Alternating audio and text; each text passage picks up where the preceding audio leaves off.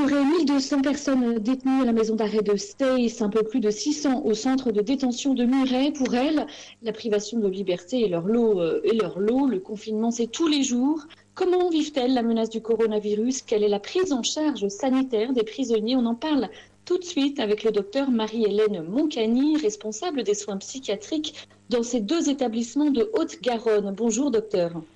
Bonjour. Merci beaucoup d'être avec nous dans ces moments qu'on imagine difficiles. Alors certaines prisons françaises, ça a été le cas notamment à Béziers, ont été le théâtre ces derniers jours de violences. Est-ce que vous aussi, vous craignez que la cocotte minute explose dans les prisons où vous intervenez ? On a toujours cette crainte en arrière-fond, évidemment, puisqu'on sait qu'avant même que ça se produise dans les prisons dans notre région, ça s'est produit en Italie aussi, qui malheureusement a vécu un peu les mêmes événements que nous, mais en avance sur nous.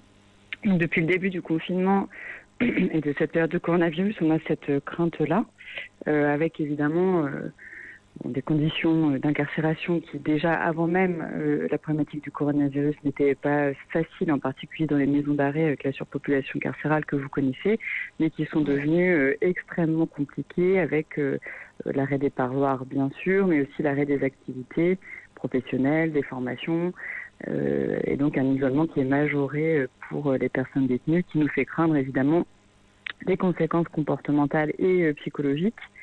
Et puis tout ça majoré également par la crainte du coronavirus, puisque les personnes détenues ont accès à l'information comme nous. Et donc ces angoisses-là les gagnent aussi évidemment.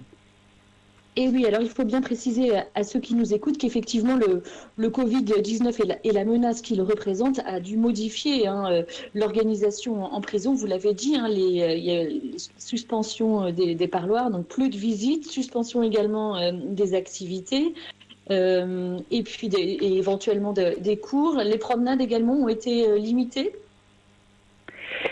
Les promenades ont toujours lieu. Après, elles se font en plus petits groupes et avec le respect des gestes barrières, évidemment. Donc ça demande un gros travail d'accompagnement et d'organisation de la part des surveillants de l'administration pénitentiaire. Alors ça, c'est pour la maison d'arrêt. Pour le centre de détention, il y a encore une circulation possible des personnes détenues, puisque en centre de détention, les personnes sont plus libres de circuler. Mais là aussi, en respectant les gestes barrières, y compris pour la distribution, pour le quotidien, la distribution des repas, des traitements, etc. En espérant qu'on puisse maintenir ce minimum de circulation le plus longtemps possible. Donc il faut bien comprendre que pour les personnes détenues, le Covid-19 a l'effet d'une seconde peine, puisqu'en fait c'est un isolement accru pour elles, c'est ça qu'on comprend.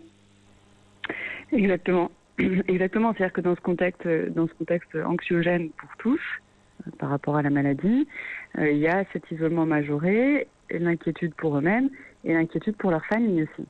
Puisque même si il y a vraiment là aussi un travail qui a été fait du côté de l'administration pénitentiaire pour, par exemple, faciliter l'accès au téléphone, y compris pour les personnes qui avaient très peu de revenus, donc pour faciliter l'accès au téléphone auprès de leur famille, mais cela étant, elles ont quand même évidemment moins de nouvelles de leurs proches, en tout cas elles ne peuvent pas les voir, donc il y a aussi une inquiétude sur ce qu'il advient de leur famille et de leurs proches à l'extérieur. Et cette inquiétude, ce climat anxiogène, comment est-ce que c'est vécu? Comment ça se traduit en prison? Est-ce qu'on peut craindre un surcroît de violence? Alors, on essaie de faire en sorte que non.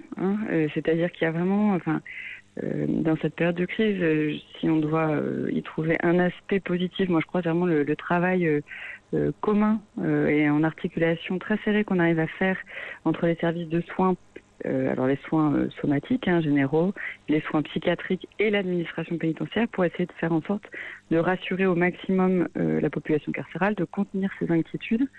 C'est-à-dire qu'on a maintenu évidemment les soins. Alors les soins somatiques, ça va de soi en cette période de coronavirus, mais aussi les soins psychiatriques. On a maintenu une activité, même si évidemment on l'a organisée et ajustée en fonction du risque épidémique.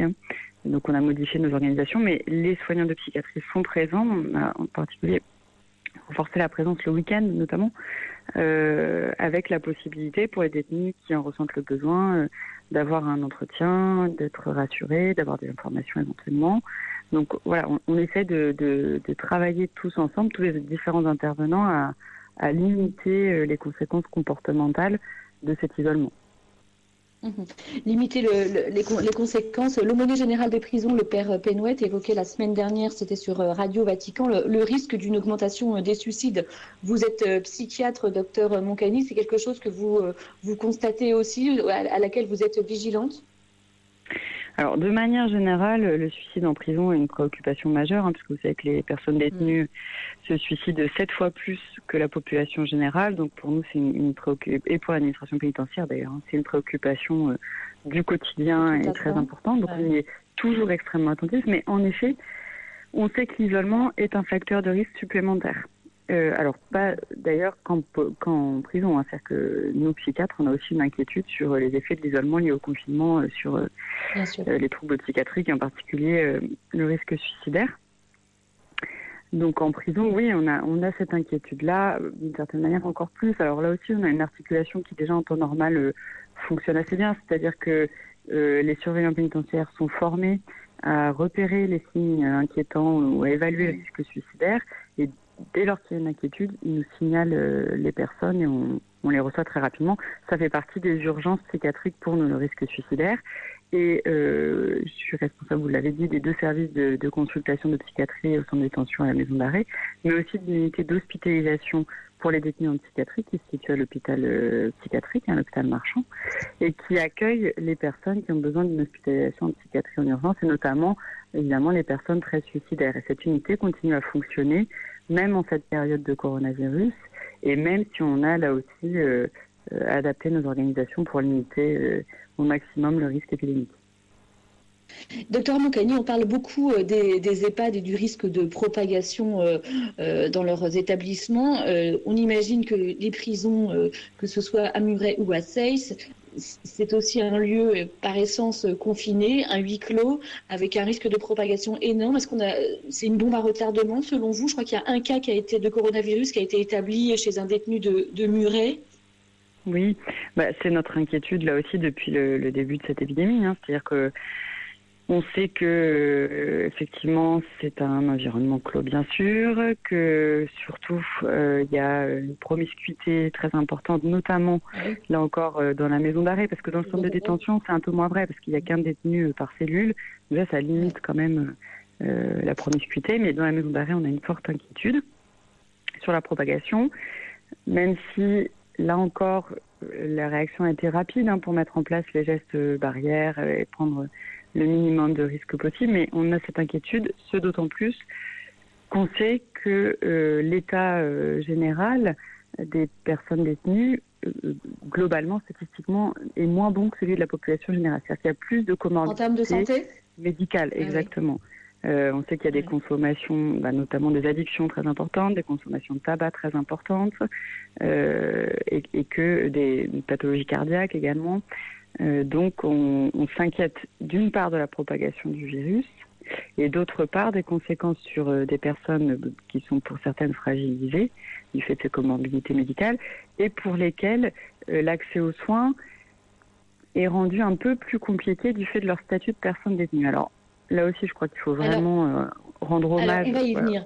On va tout de même, rendre hommage, mais surtout, venons-en. Comment ça se passe? Une personne détenue commence à tousser, commence à être malade. Qu'est-ce qu'il advient d'elle? Quelle est sa prise en charge? Alors voilà, c'est ce que j'allais dire, rendre hommage aux équipes de médecine générale qui interviennent dans les prisons, là aussi de façon régulière et habituelle, mais qui là ont décuplé leur énergie pour prendre en charge très rapidement. Donc dès qu'il y a une suspicion de cas de Covid, il y a évidemment un isolement, un examen clinique, un dépistage. Au début, surtout, il y a eu des dépistages, mais vous savez que le dépistage n'est pas non plus d'une fiabilité absolue, donc on se fie beaucoup à la clinique.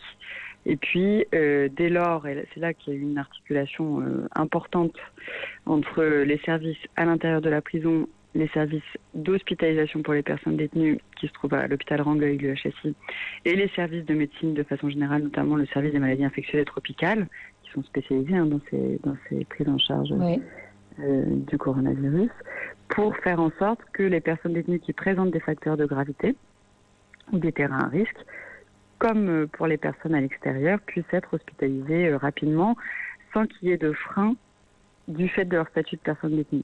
L'objectif, c'est qu'ils puissent être soignés comme la population générale. Voilà. Ça nécessite un tout petit peu plus d'articulation. Pardon, excusez-moi, je vous ai pas entendu. On vous entend moins bien. Oui, c'était une crainte. Évidemment, il fallait lever cette crainte, il fallait lever cet écueil, qu'elle ne soit pas traitée comme tout le monde.